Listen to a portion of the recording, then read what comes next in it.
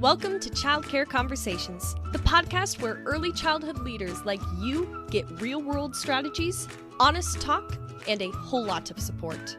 Whether you're running one center or many, we're here to help you lead with confidence and clarity. This episode is brought to you by our summer partner, Childcare Business Growth, your go-to solution for filling spots, increasing revenue, and scaling your childcare business without the burnout. We're proud to partner with a team that's as committed to your success as we are. Learn more at childcarebusinessgrowth.com. Now, let's get into today's conversation, one we think you're really going to love.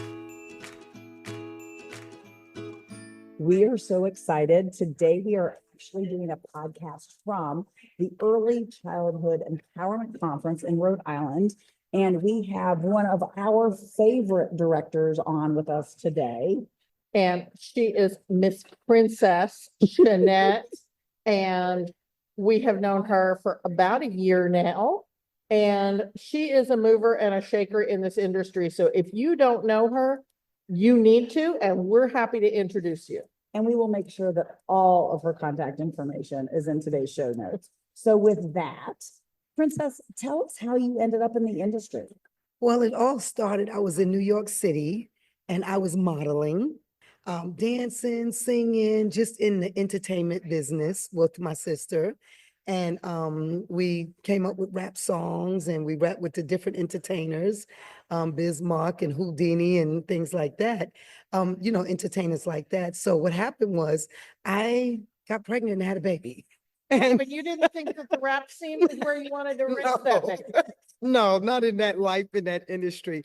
When I had a baby, I got married, had a baby, and all of a sudden, my life and my dreams have changed. It now geared and shifted to this bundle of joy, like this pregnancy, like, what do I do? What industry am I going to be in? Like, how do I raise this child? Not before even raising a child, what do I do with the pregnancy? So I went to college and I learned about early childhood and elementary. I got so infatuated and fascinated about childcare and about infancy and about just the industry. And I learned everything I can. I went to college for 8 years, opened up my first in-home daycare when my daughter was born. And that was the birth of a whole new life. Okay, so I have to ask. So I also had one when my son was a newborn. Mhm. What other ages did you have? Because I made the mistake of having 4 newborns. Well, I had my daughter in 1989, and then I had a son, and then I had another daughter, and then I had another son. No. Like in your childcare, what age groups did you have? Oh, when I had my daughter, and this whole birth of the childhood industry started, that was in 89, and I had 6 in-home children. So I started an in-home daycare. What age were they? 6 weeks all the way to 1 and 2. Okay. I didn't want to go over You the had babies toddler. too. Yeah, I Okay, had you babies. too. Babies I had and babies. toddlers, Yeah, right? babies and toddlers. And I didn't want to go past that because I didn't want to go to 3s and 4s. I wanted to learn what was developmentally appropriate, how you raise a baby, what I needed to do, with the infant. So Carrie, you also had a registered family home. Mhm. And did you have that pre-children or? Yes, it was before I had kids. Yes, So mine was infant and toddler only. yes. And it was infant toddler only because the center I had worked at, who had a 2-year-long waiting list for a program that was 2 years. Mhm. So the semester you turned 2, you had to leave, Right. and their waiting list was 2 years long. So there were people on that waiting list who were never going to get a spot. And so I was like, well, I can take some of those kids. I'd been working at the school for a number of years by that point, and the director Right. was like, great, I will send you the best candidates off of the wait list. Mhm. And then I got pregnant while running a registered family home, Exactly. and I was like, there's no maternity leave. Right. in a registered family home. And so I went back to working at my infant toddler program so that I could have some maternity leave and so that my infant would have a quality program to go to, because if you worked there, you got to jump the waiting list. Right. 'Cause it was like, and I knew it was a really high quality program, accredited and all of that. And, then when I got pregnant with that child was about to age out, Mhm.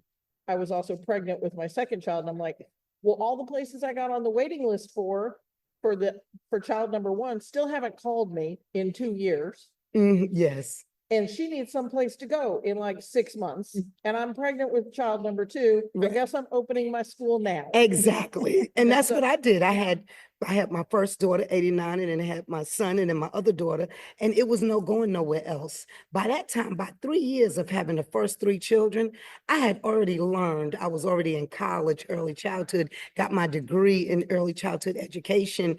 And by that time, I was so thrilled and intrigued by making so much money in the house that I didn't believe it. I was making thousands of dollars and back then it was babysitting. So I was babysitting people, kids, and I was watching them and I was taking care of them. But the more I learned, the more I knew that I was a childcare professional, the more I knew I was an educator. So by then, after 3-4 years after the fourth child, I'm like, okay, well, hey, I'm gonna open up a group home daycare. So back then they had group home daycares where you can have 18 children. So I went from 6 children, full capacity, and everybody in the neighborhood, they always wanted to bring their kids with me, my energy, my personality. And I didn't want to take my children to any other daycare. So getting another job was not even an option. And after that, I said, well, hey, I'm in this industry. I'm full blown in the childcare industry. And after the fourth kid, I was like, okay, now I'm gonna open up a daycare center. And then from then all the way up until now, made millions in this industry. Wrote books in this industry on building a childcare empire. Got a new book coming out, the 100-Yard Childcare Center Playbook. But this has taught me a lot. It has, I was able to live my dreams through childcare. I was able to raise my children myself in my home and also take care of other people's children too, because I didn't know what that looked like. When I was 18, I was modeling. I was, in the entertainment and fashion industry. So coming to childcare and learning children became my life, my love. Now, today, I have so many children that think I'm Beyonce. They'd be like, you're the second Beyonce. I mean, that's what literally, and they come up to me and they say, you're a princess. I want to be like you when I grow up, and coming from back then, rapping, now I made up my own school theme song. So we rap, we have a rap song, and we have core values now. But I would have never thought that I would live the life that I'm living, because when I was young, but even before kids, I used to always wanted to be a teacher. I didn't know I was going to be a daycare owner, like a millionaire, and venture into collaboration of all of these businesses and a conglomerate of businesses, all through childcare. Like I'm living my dreams today through childcare. Okay, so if somebody is listening to this podcast and they're thinking, yeah, sure, right, whatever. What do you mean by living your dream? I think that I'd love to hear you tell somebody what that should look like or how they can figure out what their dream is. Well, I'll tell you like this. I'm able to provide financial freedom to my whole family because of me getting into the industry of childcare. My sister owns her daycares. My other sister owns daycares.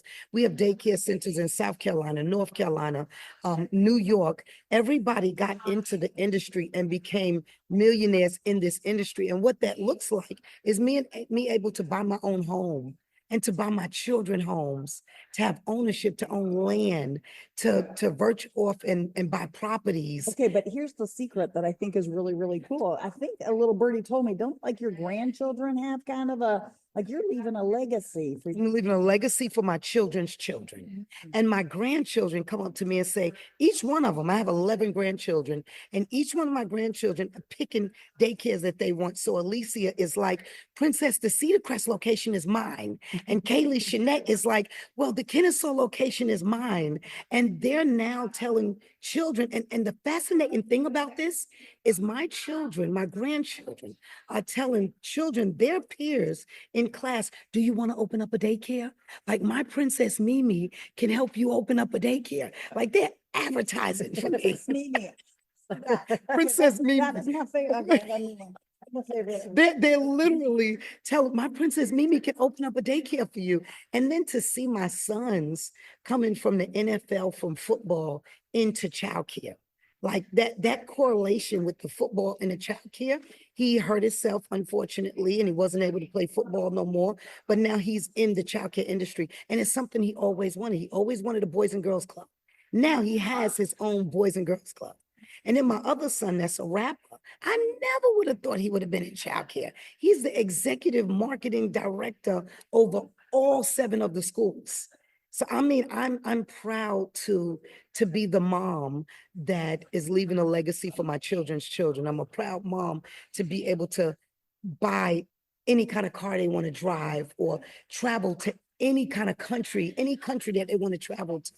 And then to bring that experience back into my childcare, to be an international school, to travel to all these countries and bring that culture back inside my facility and tell children that they can dream, they can live their dream. And are most of the kids who are at your center, are they ones who the society would expect them to be interested in traveling around the world? Or are they families that maybe they're not going to get to ride in an airplane until they're 10 or 15 or 35?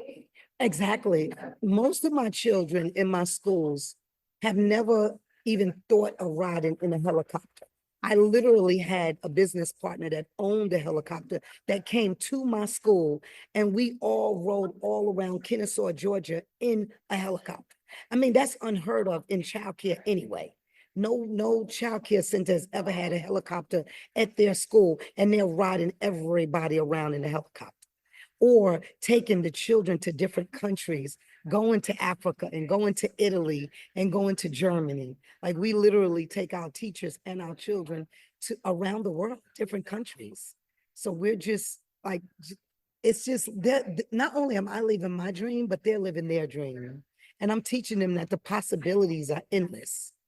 You can travel the world and you can become a millionaire in childcare, and you can live your dreams through childcare. Now, is it all easy? No, it's not easy work.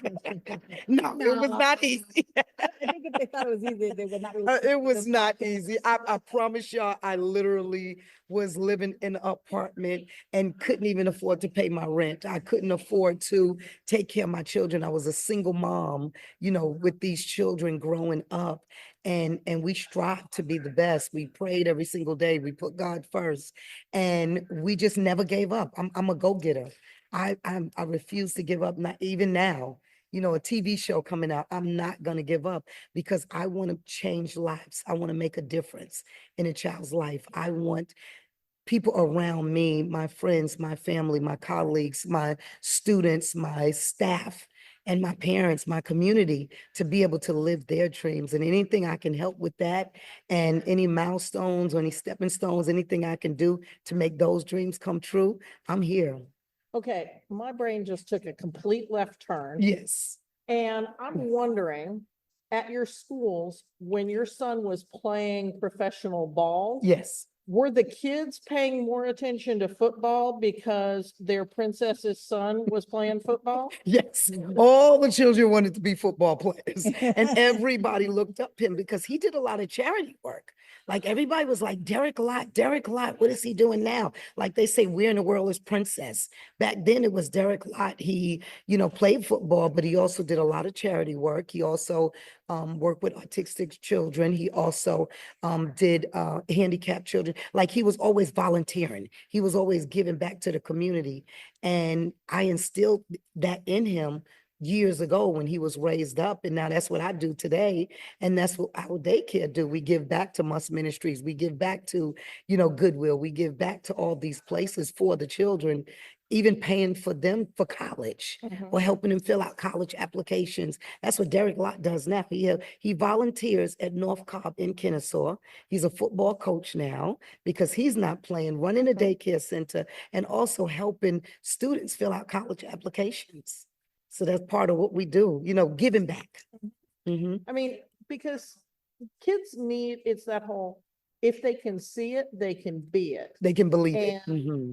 Knowing, okay, I could be like Princess, I could be like Princess's son, or, it is different seeing it on TV than seeing it in a way that they can physically touch it. Oh yeah, he They can comes to touch the you, they can daycare. hug you. Yeah, yes. And he will sign footballs for the children. And I have so many students literally that want to be football players. No. Okay, so how many of your parents and the kids actually know how many different types of businesses you currently own or have owned? And do you ever so in childcare, there's the dramatic play. Right. Yes. I'm sure there's probably more than one crown because everybody wants to be princess, right?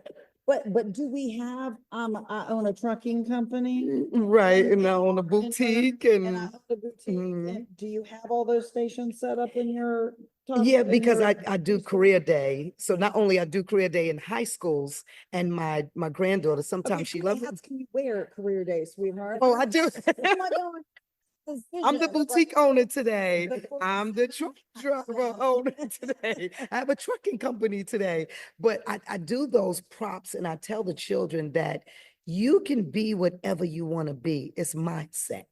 Mhm. Put your mind to it, go after it, and you can be whatever you want to be. So I tell the children, after school children, and even summer camp, I'm doing a phenomenal summer camp program this summer. And I'm gonna let the children know that you can have a trucking business, you can have a boutique, you can have a salon suites, you can have a barber shop. Have you ever thought about cutting hair? You could be the barber to the stars, if you want to be barber to the stars. I know a guy in Buffalo, New York, he's the barber to the stars, and he cut all celebrities' hair and other people too, but he's known for that. He's the Malek of Buffalo, electricity of Buffalo. And then I have, boutique owners like,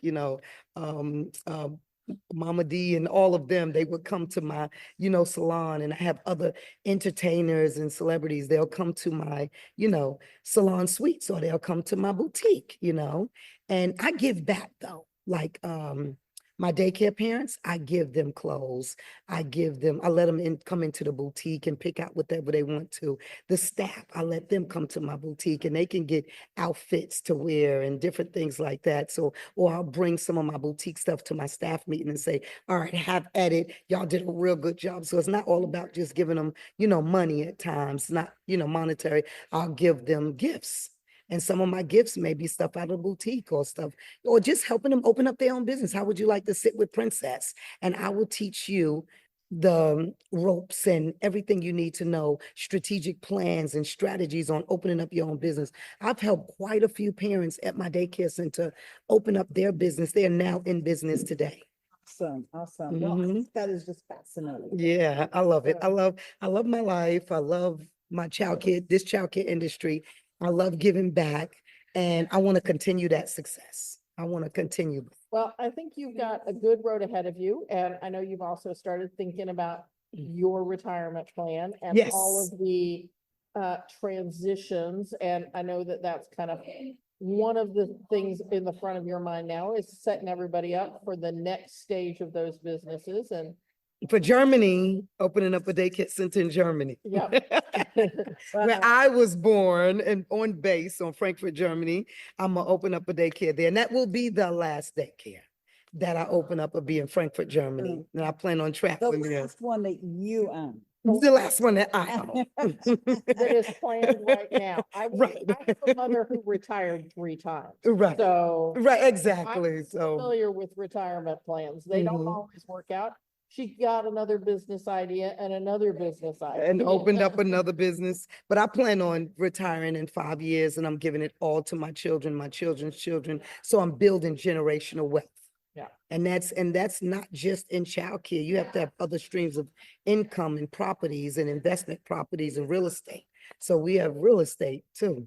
Well, Mhm. Well, I think that this episode has been pretty inspiring to people who are in a home-based program right now. Mhm. And we're not saying you have to stop being a home-based program. That's If you right. are happy where you are, stay where you are. Yes, We're stay not where you trying to are. Kick you out. But if you are in a home-based program and you think you've got princess potential, Yes. then You want to expand. and you want to expand to a bigger program, we've definitely sort of shown you what where the road is. And again, we'll have some of Princess's contact information in the show notes, or Yes. as I call it, Ooh, the can we- doobly-doo. Can we have book links too? Oh, book Well, links, book links, maybe book links, to one or two of Princess's books. book links. Yay. To see Princess's books? I think so. Okay, well, we'll right. put those in there as well. Yes. And we hope to see you next week. And Kate, do you want to do the honors? Oh, you're gonna make me do it this time? That means I have to remember. If you liked the show, share with those you think should know. Yes. There you go. And If we you will like talk the to show, you. share with those you think will know. There we go. And we will talk to you next week. Yes. Thanks for tuning in. We love bringing you real talk and fresh insight from the world of early childhood education. Be sure to follow us on social media to stay connected and catch all of the latest episodes. And if you're planning a conference, training, or special event, Kate and Carrie would love to speak to your audience. You can learn more about their keynote sessions and workshops at kateandcarrie.com. If you learned something today, share the show and leave us a review below. We'll see you next time on Childcare Conversations.